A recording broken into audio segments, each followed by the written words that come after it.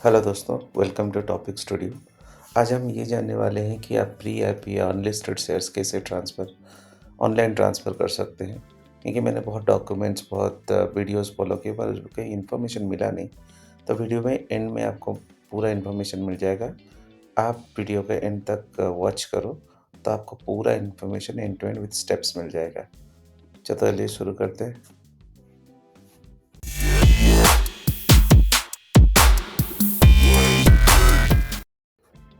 चलिए इस स्टेप में हम सीडीएसएल ईज़ी साइन अप के बारे में जानते हैं। तो पहले आप गूगल में जाइए, सीडीएसएल ईजीएस टाइप कीजिए। जब आपको पहला लिंक में आप क्लिक करेंगे, तब ऐसे ही सीडीएसएल साइट पे पहुंच जाएंगे। जब आपका यूज़र नेम पासवर्ड पूछेगा, वो साइन इन का है। तो आपको रजिस्टर ईजीएस पे क्लिक करना है। तो जैसे ही आप यहाँ पे क्लिक करेंगे, तो आपको ऐसे ही कुछ स्क्रीन देखने को मिल जाएगा। तो आपको नेक्स्ट है कि डीपी आईडी और क्लाइंट आईडी आपको भरना है। तो वो आपको कहाँ से मिलेगा? जैसे आप अपने ट्रेडिंग अकाउंट में जाओगे, वहाँ पे एक डीमैट या ट्रेडिंग डिटेल्स में जाओगे, वहाँ पे एक डीपी आईडी और क्लाइंट आईडी होगा। उस क्लाइंट आईडी को और डीपी आईडी को आप कॉपी करें अपने जो ट्रेडिंग अकाउंट से। तो वहाँ पे आके कंटिन्यू कर सकते हैं। जैसे ही आप कंटिन्यू करेंगे, जैसे मेरे मेरे केस में ऑलरेडी रजिस्टर्ड है। आपके केस में ये ओटीपी स्क्रीन में जाएगा, फिर अकाउंट डिटेल्स, फिर आप उसको साइन अप कर सकते हैं।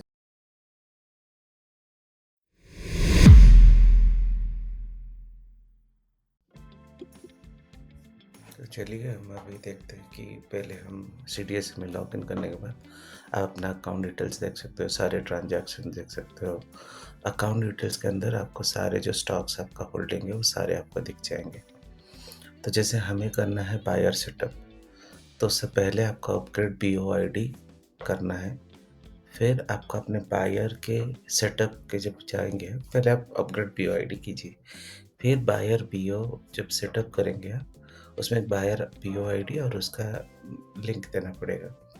वो देने के बाद आपको क्या हो ना, ये अकाउंट वेरीफाई होता है एक बार ओटीपी के साथ। एक बार वेरीफाई हो गया, फिर मतलब आप क्या कर सकते हैं कि उसको ट्रांजैक्शन कर सकते हैं। अब चलते हैं कि पहले हम वो बल्क सेटअप जिसमें हम बायर सेटअप करते हैं, वो कैसे करें।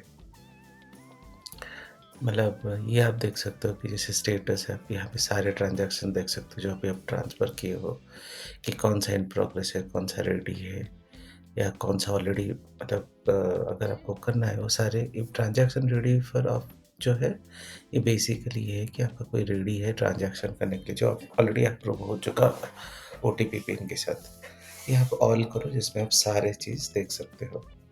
तभी ये जो बायर सेटअप है, वियो लिंक सेटअप हम लोग जो बोलते हैं, तो इसमें क्या है कि आप बायर सेटअप कीजिए।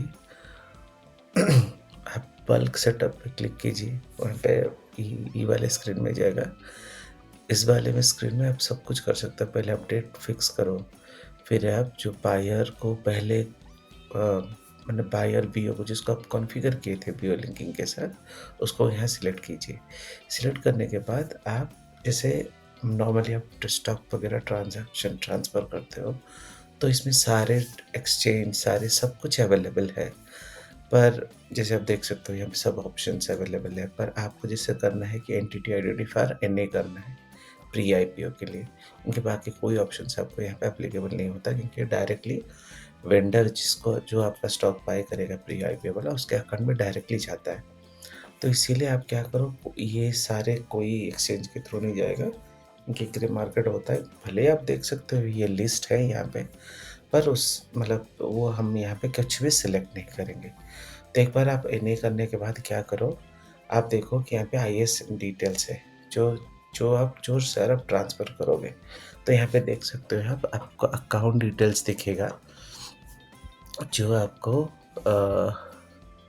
जैसे ये आप देख सकते हैं ना कि स्टॉक्स ट्रांजैक्शन से वो पहले बोल रहा है कि आप अपना स्टॉक्स या नेम, आईएसआईएन और उसका नंबर ऑफ शेयर्स, ये आप इंश्योर करो। अगर आप इंश्योर नहीं करोगे, गलत वैल्यू डालोगे, मान लीजिए आपके पास 20 शेयर है, आपने 50 शेयर ट्रांसफ़र कर लिया, तो उस केस में वो सीडीएलसी से वो रिजेक्ट हो जाता है। तो इसीलिए आप पहले कंफर्म कर लो कि आपके पास कितना, बार-बार यही आएगा कि आप अपना आईएसएन डिटेल्स कंफर्म करो, जैसे कि नंबर ऑफ शेयर्स और जो भी शेयर आप ट्रांसफ़र करो उस कंपनी का आईएसआईएन, ये आप कंफर्म करने के बाद ही करना।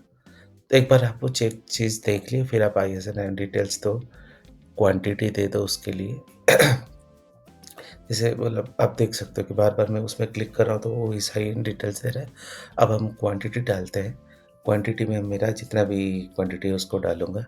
मान लीजिए मेरा भी जो कंसिडरेबल अमाउंट था, मेरे पे 20 शेयर है, ₹50 करके, या मेरे को ₹100 करके या ₹1000 करके मेरे को 20,000 आ जाता है।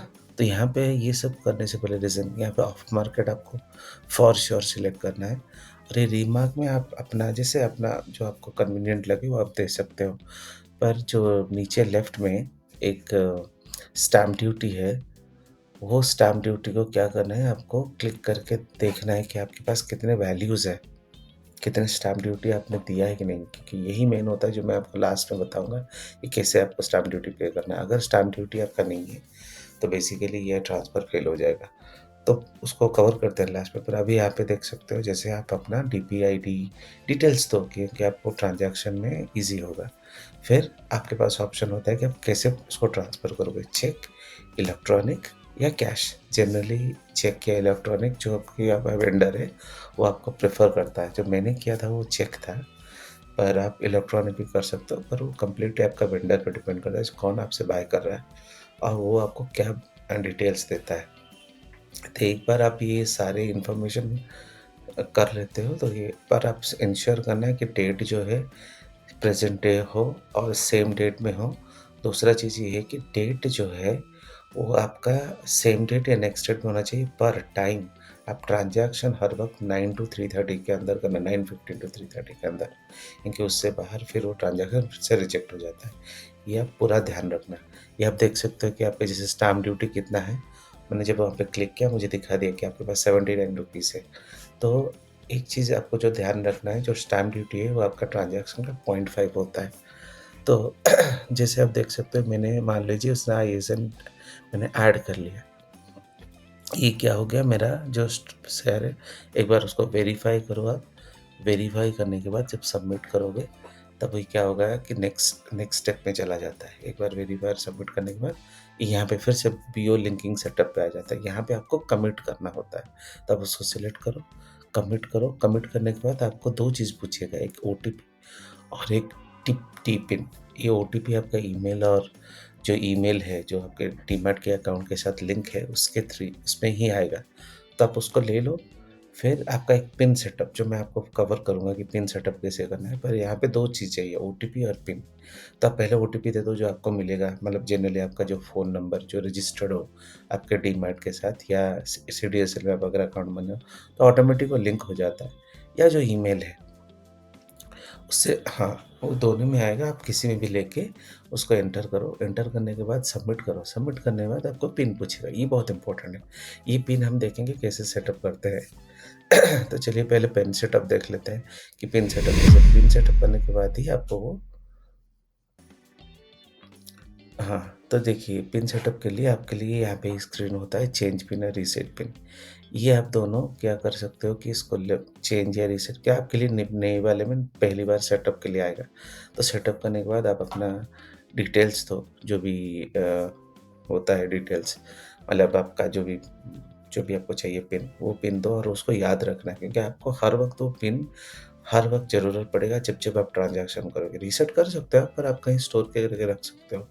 एक बार आप ये सीक्रेट आंसर सेट कर लिए, फिर आपका ये सेट हो गया।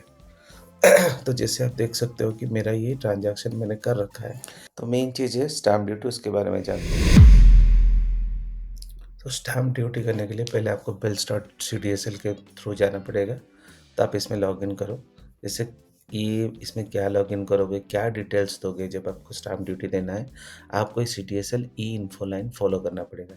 इसमें आपको लिखा गया है कि आपका आईसीआईसीआई बैंक नेरिमन पॉइंट और एनईएफटी कोड दिया गया है, पर मेन चीज़ जो है वो अकाउंट नंबर है। सब उसमें कन्फ्यूज़ हो जाते हैं, जो होते बहुत इंपॉर्टेंट है। और ये होगा सीडीएसटी और आपका डीमैट अकाउंट नंबर।